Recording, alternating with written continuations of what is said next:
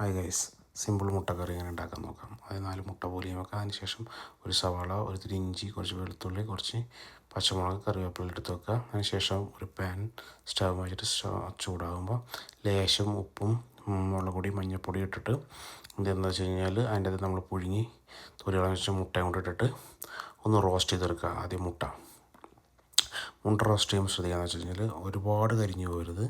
ചെറുതായിട്ടൊന്ന് നല്ല golden red colour വരുമ്പോൾ അതെടുത്ത് മാറ്റി വെക്കാം. അതിനുശേഷം സെയിം പാനിലേക്ക് കുറച്ച് ഓയിൽ ഒഴിക്കുക. അതിൽ ഓയിൽ ഒഴിച്ചിട്ടതിന് ശേഷം എന്താണെന്ന് വെച്ച് കഴിഞ്ഞാൽ കുറച്ച് പെരിഞ്ചീരകം ഇടാം. പെരിഞ്ചീരകം നല്ല പൊട്ടി വരുമ്പോൾ എന്താണെന്ന് വെച്ച് കഴിഞ്ഞാൽ നമ്മൾ കട്ട് ചെയ്ത് വെച്ചിരിക്കുന്ന ഇഞ്ചി വെളുത്തുള്ളി അതിൻ്റെ അകത്ത് ഇട്ട് കൊടുക്കുക. എന്നിട്ടൊന്ന് സോട്ട് ചെയ്യാം.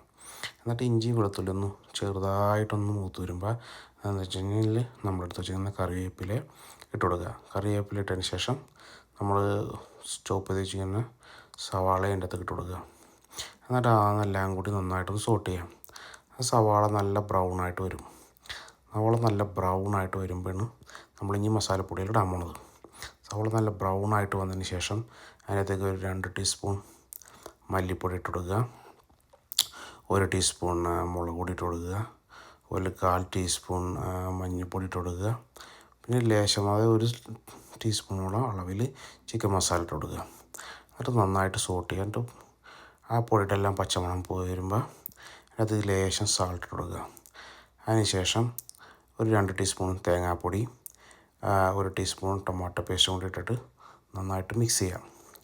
അതിനുശേഷം എന്താ വെച്ചാൽ നന്നായിട്ടത് മിക്സ് ആയതിനു ശേഷം നമ്മൾ എന്താണെന്ന് വെച്ചാൽ ഞാൻ ചെറിയ സൂത്രപ്പണി കാണിക്കുന്നതിൻ്റെ അത് ലേശം നമ്മളെ ചായയില്ലേ, ചായൻ്റെ അകത്ത് ഒഴിച്ചു കൊടുക്കുക.